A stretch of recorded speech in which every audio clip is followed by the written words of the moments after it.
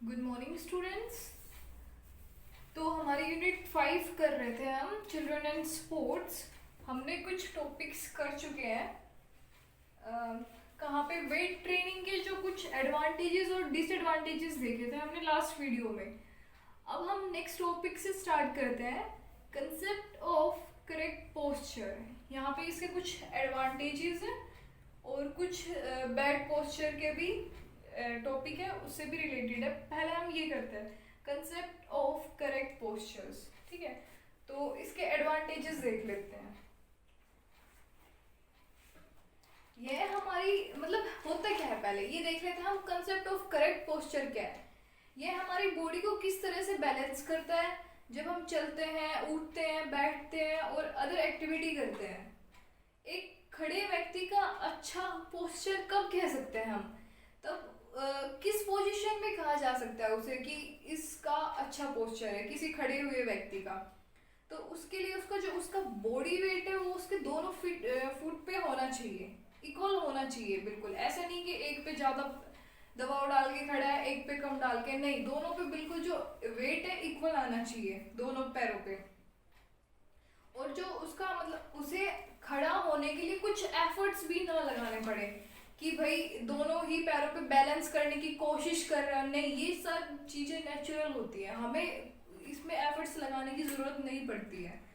और उसका जो हेड है वो किस पोजीशन में है, कि आगे की तरफ झुका हुआ है, पीछे की तरफ झुका हुआ है। इसके साथ साथ उसकी जो एक बॉडी है वो बिल्कुल स्ट्रेट लाइन में है या नहीं है, ऐसे दिखाई पड़नी चाहिए बिल्कुल स्ट्रेट लाइन की तरह। उसकी जो बैक का स्ट्रक्चर है वो स्ट्रेट होना चाहिए। तो इससे हम लोग बता सकते हैं कि किसी व्यक्ति का बॉडी जो स्ट्रक्चर है, ठीक है, बॉडी मतलब किस उसमें खड़ा है, वो पोजीशन में वो सही है या गलत है। तो अब इसके कुछ एडवांटेजेस हैं करेक्ट पोस्चर के। तो फर्स्ट है फिजिकल अपीयरेंस। एक हर व्यक्ति अपना अच्छा अपीयरेंस चाहता है। पर्सन का फिजिकल अपीयरेंस उसके पोस्चर पर डिपेंड करता है। हमारा फिजिकल अपीयरेंस ही दूसरे पर्सन को बेटर या बैड इफेक्ट छोड़ता है दूसरे पर्सन पे। यदि हम बचपन से ही उचित आसनों का प्रयोग करें तो हमारा फिजिकल अपीयरेंस बेटर हो सकता है। ठीक है, जो हमारी फिजिकल अपीयरेंस है वो अच्छी हो सकती है अगर हम बचपन से ही इन चीज़ों को मेंटेन करके रखते हैं। नेक्स्ट है फिजिकल फिटनेस। ये क्या है? अच्छे जीवन के लिए फिजिकल फिटनेस होना जरूरी है। फिजिकल फिटनेस केवल तभी प्राप्त की जा सकती है जब पर्सन का आसन संतुलित हो, एक बैलेंस उसमें होना चाहिए। नेक्स्ट है हाइजीनिक वैल्यू। ये क्या है?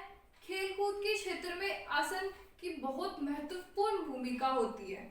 ये सभी एक्टिविटी गतियों की योग्यताओं पर निर्भर करती है। एक खिलाड़ी की अनेक गतियां होती है। यह संतुलन उन व्यक्तियों में अधिक होता है जिनके आसन अच्छे होते हैं। नेक्स्ट है सोशल वैल्यू, सामाजिक महत्व। अच्छे आसन का होना सोशल वैल्यू से भी महत्वपूर्ण होता है। जिन व्यक्तियों के आसन बहुत अच्छे होते हैं समाज में उनकी जो तारीफ की जाती है, होता है ना कि इसका पोस्चर बहुत सही है, उसकी पर्सनैलिटी बहुत सही है, इन सब चीज़ों से रिलेटेड समाज में उसकी तारीफ की जाती है। ऐसे व्यक्ति लोगों के बीच खड़े होने में हिचकिचाहट नहीं होती, मतलब हेजिटेशन बिल्कुल भी फील नहीं करते। ये एक फैक्ट है। अगर आपके अंदर कोई जो मतलब आपकी जो फिजिकल अपीयरेंस जो होती है ना वो अच्छी होती है ना, तो आप कहीं भी सोशल उसमें जाते हैं तो आपको हेजिटेशन फील नहीं होती, एक अलग से कॉन्फिडेंस डेवलप होता है आपके अंदर। ठीक है, तो ऐसे लोगों को हेजिटेशन फील नहीं होती, किसी भी सोशल होने में, किसी के साथ भी बातें करने में कुछ प्रॉब्लम नहीं होती है।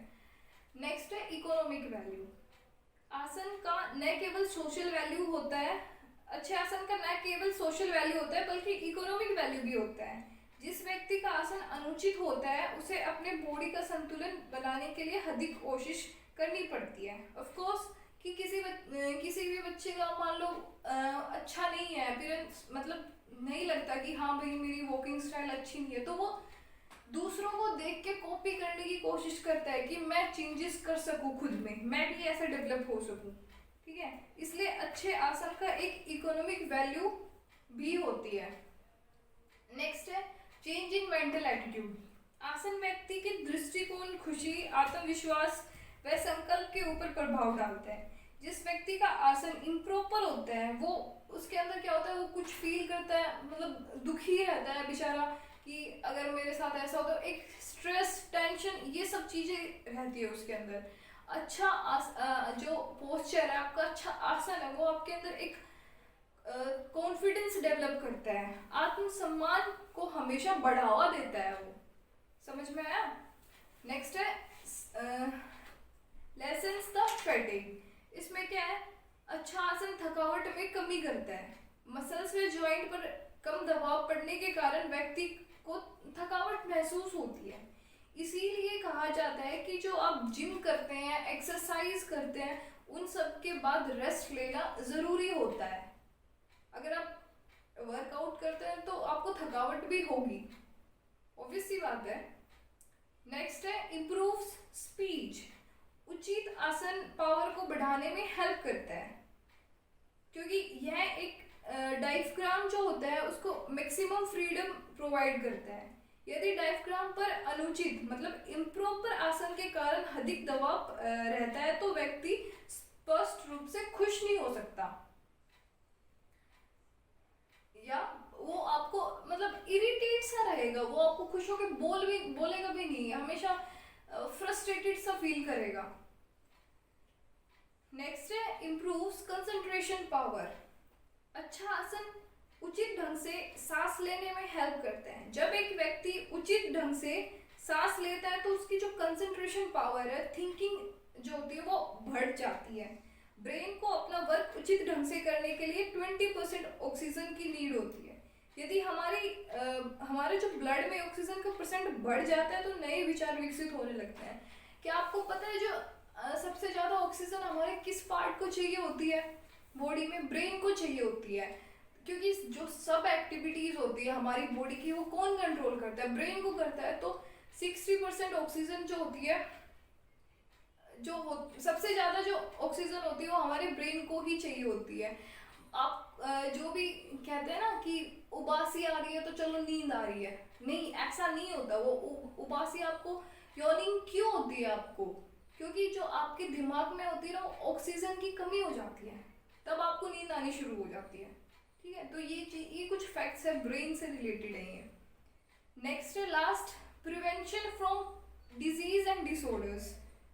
इम्प्रॉपर आसन के रिजल्ट क्या होते हैं? कॉन्स्टिपेशन हो जाता है, कब्ज हो जाती है, अतिसार, पेट में हवा, रक्त संचार में रुकावट, चिड़चिड़ापन में थकावट होती है, जीवन एक बोझ सा बन जाता है। उचित आसन शरीर के विकासों तथा रोगों से बचाव करते हैं। ठीक है, अब हम नेक्स्ट पढ़ेंगे कॉजेज ऑफ बैड पोस्चर। ये आपका कंसेप्ट ऑफ करेक्ट पोस्चर था। अब नेक्स्ट टॉपिक है कंसेप्ट ऑफ बैड पोस्चर। ठीक है, अब इसके बारे में पढ़ते हैं। इसके जो जितने भी पॉइंट्स हैं ना, 15 पॉइंट्स है इसके, तो आपको है ना ये नाम से पढ़ के ही समझ में आ जाएगा कि क्या है इसका। आप इजीली लिख सकते हैं इसके अंदर। तो ठीक है, आपको एक बार भी आप जैसे पढ़ोगे इम्प्रॉपर डाइट का सही नहीं ले पाते हैं, आपको न्यूट्रिशन नहीं होती फूड में, ये सब चीजें, डिजीज में आपको कोई रोग हो जाता है, कुछ बाय बर्थ होती है, कुछ जो आपका बैड पोस्चर हो जाता है, मतलब जनरेशन टू जनरेशन भी हो जाता है, कुछ हो जाता है एक्सीडेंट की वजह से, कोई इंसिडेंस हो जाता है आपके साथ, तो मतलब कुछ हैबिट्स भी हो जाती हैं, कुछ हेरिडिटी हो जाती हैं। तो ये सब चीजें क्या होती है कि आप एक बार पढ़ के ही समझ आ जाएगा कि आपको हाँ इसमें ये प्रॉब्लम है। ठीक है, तो आप बस एक बार रीड आउट करने की जरूरत है इन्हें।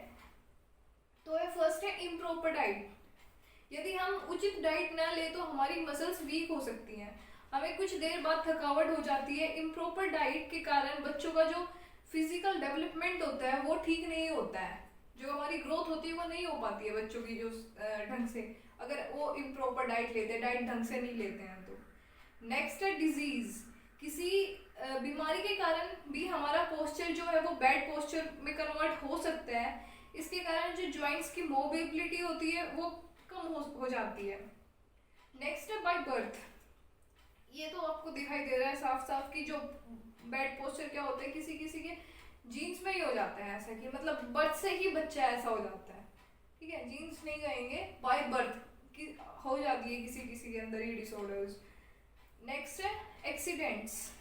एक्सीडेंट बॉडी को चोट पहुंचा सकता है। एक्सीडेंट में बॉडी की मसल्स जो होती है वो बिल्कुल खराब हो जाती हैं, ठीक है, पूर्ण रूप से खराब हो सकती हैं, जिसके कारण पोस्चर खराब हो जाता है आपका। नेक्स्ट है फैटिग, मतलब थकावट। यदि कोई व्यक्ति रेगुलर वर्क करता रहता है तो उसे थकावट होने लगती है। यदि व्यक्ति लेजी मतलब सुस्त होने लगता है तो थकावट की अवस्था में वर्क करता रहता है, ठीक है, मतलब परेशान हो चुका है फिर भी वर्कलोड इतना है कि वो काम किए जा रहा है, तो उस पोस्चर में उसके जो पोस्चर है वो चेंज होने लगता है। जैसे कि किसी किसी के पास जो काम होता है पूरे दिन चेयर पे बैठे रहना, ठीक है, और जैसे टीचर्स होते हैं पूरे दिन खड़े रहते हैं, तो कहीं ना कहीं ये चीजें ना आपको प्रॉब्लम करती हैं, साइड इफेक्ट करती हैं ये चीजें।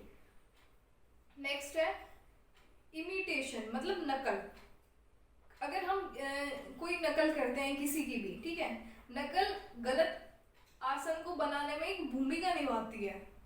बच्चे अपने रोल मॉडल की नकल करते हैं, उनका आसन जो उसका पोस्चर होता है वो खराब हो जाता है, वे अपना जो नेचुरल पोस्चर जो होता है ना वो ही भूल जाते हैं उन रोल मॉडल्स के चक्कर में कि ये ऐसे वॉकिंग कर रहे हैं तो हम भी ऐसे करें। तो ये चीजें जो होती है वो कहीं ना कहीं इफेक्ट करती हैं, ठीक है। नेक्स्ट है lack of fresh air and light. Bad posture के लिए फ्रेश एयर व लाइट की कमी भी रिस्पॉन्सिबल है। Lack of rest and sleep, यदि कोई भी रेस्ट नहीं लेता है तो कुछ समय बाद हमें जो पोस्चर वो दोषयुक्त होने लगता है। तो इसीलिए कहते हैं आपको सोना बहुत जरूरी है, रेस्ट भी जरूरी है, ठीक है। हमें प्रॉपर जो 6 to 8 आवर्स की जो स्लीपिंग टाइम होता है वो आपको भाई कंप्लीट करना चाहिए। तो नेक्स्ट है lack of proper exercise. Proper exercise ना करने से बैड पोस्चर होने लगता है। एक्सरसाइज को उचित ढंग से करना चाहिए। यदि गलत ढंग से एक्सरसाइज की जाती है तो बॉडी का जो मतलब जो इम्प्रॉपर डेवलपमेंट होना स्टार्ट हो जाता है, जिसके कारण जो आपका पोस्चर है वो इम्प्रॉपर हो जाता है। अगर आप सही से नहीं करते हैं, कुछ एक्सरसाइजेज वो गलत कर रहे हैं आप, तो आप रूटीन उसी को ही रिपीट करते जाएंगे गलत एक्सरसाइज को, तो ऑब्वियसली बात है आपकी जो बॉडी पोस्चर है वो खराब हो जाएगा। नेक्स्ट है लैक ऑफ अवेयरनेस। यदि हम आसन से संबंधित दोषों के बारे में अलर्ट नहीं रहते तो हमारे जो पोस्चर है वो खराब होने लग जाता है। हम अपने आसन के प्रति अलर्ट रहना चाहिए। नेक्स्ट है ओवरलोड। कोई भी फिजिकल एक्टिविटी करते हैं तो अगर उससे हमारी बॉडी की कैपेसिटी से ज़्यादा लोड को उठा लेते हैं, उसके कारण हमारा पोस्चर है वो बैड पोस्चर में कन्वर्ट हो सकता है। जिम विम जाते हैं तो हम वेट लिफ्टिंग यू सोचते हैं एक ही दिन में पहलवान बन जाए, तो ये चीज़ कहीं ना कहीं भाई इफेक्ट करती है आप लोगों को। ऐसा नहीं करना है, धीरे धीरे ही आगे आपको बढ़ना है। नेक्स्ट है हेरिडिटी। हमारी फैमिली में किसी का बैड पोस्चर, तो हेरिडिटी के कारण हमारा भी पोस्चर खराब हो सकता है, तो इसमें हम कुछ नहीं कर सकते। नेक्स्ट है इंजरी। किसी भी स्टेज में हमें इंजरी हुई है तो उसके कारण पुअर पोस्चर हो सकता है। इंजरी चोट की बहुत बड़ी भूमिका होती है आपको आपके पोस्चर को बिगाड़ने में। नेक्स्ट है हैबिट्स। देखो यदि किसी व्यक्ति को बैठने चलने खड़े होने जैसी हैबिट पड़ जाती है तो हैबिट उसके जो आसन पर बैड इफेक्ट डालती है। मतलब उसका जो वॉकिंग स्टाइल है वो अच्छा नहीं है, लेकिन फिर भी वो किसी को कॉपी कर रहा है, लेकिन चल रहा वैसे ही है और वो बिल्कुल अलग है उससे, तो वो चीज़ खराब कर देती है। खड़े होने का स्टाइल है कि वो अपना सर ऊपर कर रहा है या चेस्ट निकाल के खड़ा हो रहा है, ये सब चीज़ें एक साइड इफेक्ट है इन सब चीज़ों का, तो ये आपके पोस्चर को खराब कर देती है बिल्कुल। तो आपको बहुत ही मेंटेन करके सब चीज़ों को रखना है कि हमें हमारी स्टैंडिंग पोजीशन क्या होनी चाहिए, हमें बैठना कैसा है, हमें हमारी जो वॉकिंग स्टाइल है वो कैसे होनी चाहिए। इन सब का बहुत बड़ा रोल होता है आपकी पर्सनालिटी को डिफाइन करने में। नेक्स्ट है other reasons. Improper time mentality work. Long time जब हम कोई मेंटल वर्क करते रहते हैं, मेंटली वर्क करते रहते हैं, तो हमारी जो पोजीशन है ना बैठने की वो बिगड़ जाती है। तो ये सब अदर रीजंस के अंदर आ जाता है कि आपको कुछ काम कर रहे हैं, आप किसी चीज में ज्यादा देर तक बैठे रह रहे हैं, तो ये सब अदर रीजंस में आ जाता है। नेक्स्ट है कॉमन पोस्चरल डेफॉर्मिटीज। ये क्या है, इसके कुछ 5 पॉइंट्स हैं, वो देख लो आप एक बार। ये होती क्या है, इसका मतलब होता है कि हमारी बॉडी की किसी भी जो भी पार्ट है वो लाइन में सही नहीं होता है, ठीक है, तो वो पोस्चरल डेफॉर्मिटी होता है। पोस्चरल एब्नॉर्मलिटीज मतलब एक माइनर सा क्या होता है, एब्नॉर्मलिटीज आ जाती है, एक माइनर सा सिंगल डेविएशन हो जाता है तो करेक्ट पोस्चर से, तो वो एक डेफॉर्मिटी बन जाता है। कुछ भी हमारी बिल्कुल सही है बॉडी, लेकिन उसमें थोड़ा बहुत भी एक माइनर सा भी चेंज आ जाता है ना, तो वो डेफॉर्मिटी में हो जाती है चेंज, ठीक है।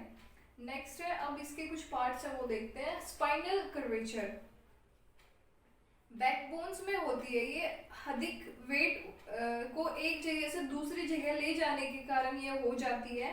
जो बैक की मसल्स होती है वो वीक हो जाती है, इस वजह से ये टेढ़ी हो जाती है, ठीक तरह से सोने में भी प्रॉब्लम हो सकती है इसमें, आप अगर सोते ढंग से नहीं है तो भी ये हो जाती है। तो ये कुछ हैवी वेट वगैरह लिफ्ट कर लेते हैं तो उस वजह से हो जाती है। इसके कुछ 3 पार्ट्स हैं। काइफोसिस है फर्स्ट, इसमें क्या है, ये हमारी जो बैकबोन होती है उससे रिलेटेड है। इसमें जो स्पाइन का बैकवर्ड कर्व है वो इंक्रीज हो जाता है। बात आई समझ, जो स्पाइन का जो बैकवर्ड कर्व होता है जो हमारा यहाँ से बैक में पीछे की साइड में, वो बाहर निकल जाता है, ठीक है, इंक्रीज हो जाता है।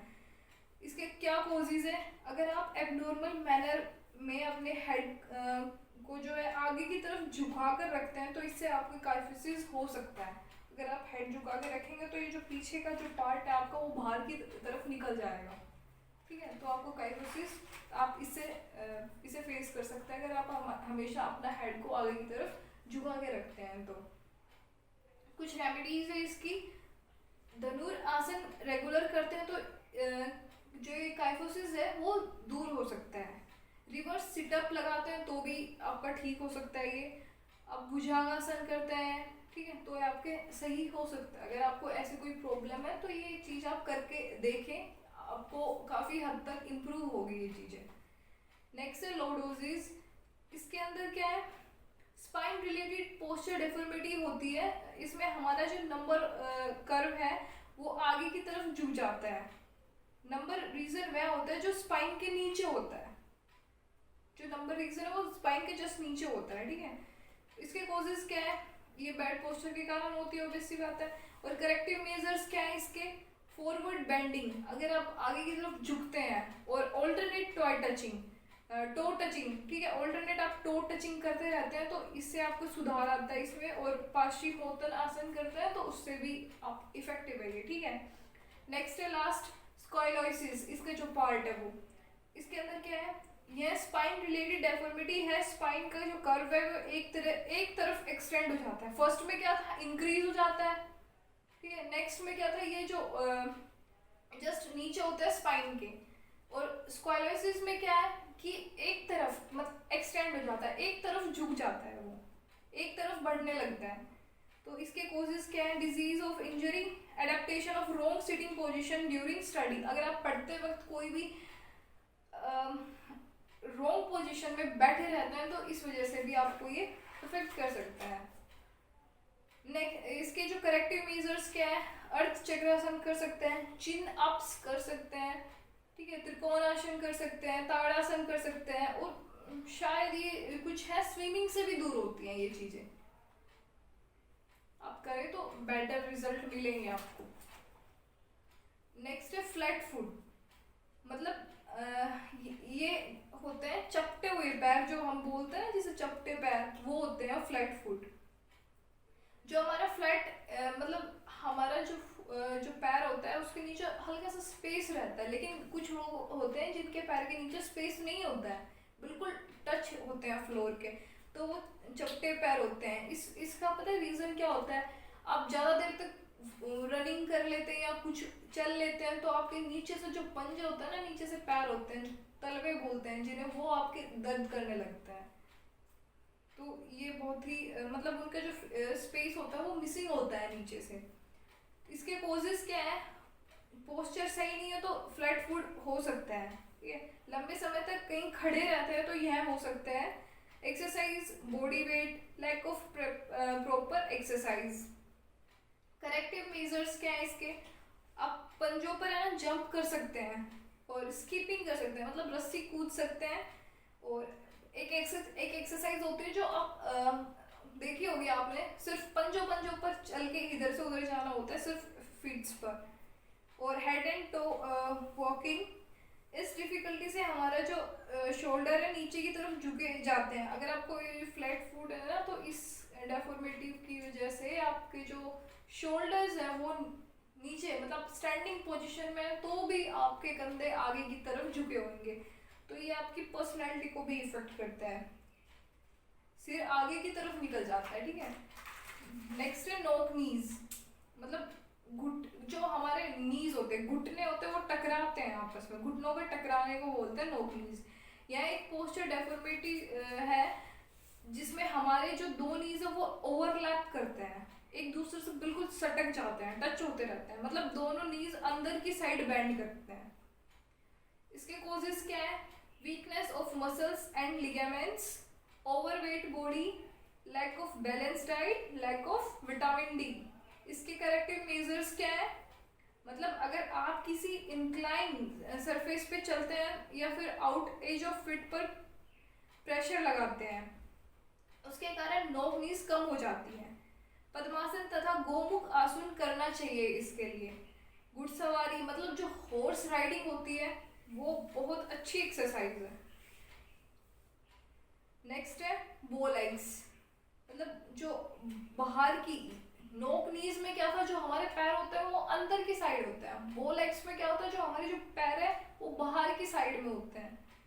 ये नोक नीज के ऑपोजिट होता है, ठीक है। नोक नीज में दोनों नीज ओवरलैप करते हैं और इसमें जो नीज है वो अंदर की तरफ बैंड होती है, जबकि जो बो लेग्स है उसमें नीज के बीच में बो बन जाता है, नीज बाहर की तरफ बैंड हो जाती है। इसके कॉजेस क्या है? कैल्शियम, फॉस्फोरस, इन सब की कमी के कारण हो सकते हैं ये। टांगों की जो लंबी बोन्स है, ठीक है, लार्ज मसल्स है, ये जो लार्ज बोन्स है आपकी, वो सॉफ्ट होती है, कोमल होती है, बाहर की तरफ मुड़ जाती है। इसके करेक्टिव मेजर्स क्या है? जिस भी बच्चे को बो लेग्स है उसको कैल्शियम फॉस्फोरस दिया जाए, और गरुड़ासन और जो अर्ध चक्रासन है वो करें आप। नेक्स्ट है राउंड शोल्डर्स, ये लास्ट है अपना। इस आसन संबंधी विकृति में कंधे जो होते हैं ना वो गोल हो जाते हैं तथा कभी कभी वे आगे की ओर झुके हुए प्रतीत होते हैं। इसके कॉजेस क्या है? अगर काम करते समय गलत पोस्चर को अपनाते तो राउंड शोल्डर्स हो जाते हैं। अगर आप किसी फर्नीचर पे बैठे हैं तो उसमें कुछ मिस्टेक है तो राउंड शोल्डर्स हो सकते हैं आपको। शोल्डर्स पर अगर आप हैवी लोड को कैरी करते हैं तो भी राउंड शोल्डर्स हो सकते हैं। इसके करेक्टिव मेजर्स क्या है? रेगुलर एक्सरसाइज करते हैं तो राउंड शोल्डर नहीं होगा। आप अपनी चेयर पर पीछे की तरफ झुकते हैं तो इससे आप राउंड शोल्डर से बच सकते हैं। और धनुरासन और चक्रासन करें, इससे ये काफ़ी इफेक्टिव है इसके लिए। ठीक है स्टूडेंट्स, ये मैंने आपको पूरी यूनिट कंप्लीट करा दी है। आई होप मैंने अच्छे से चीज़ें एक्सप्लेन की है, आपको समझ आई होंगी। और इसी के साथ आपकी यूनिट 5 है वो ख़त्म हो जाती है। ठीक है, चिल्ड्रन एंड स्पोर्ट्स आपकी कंप्लीट हो चुकी है। So thank you students.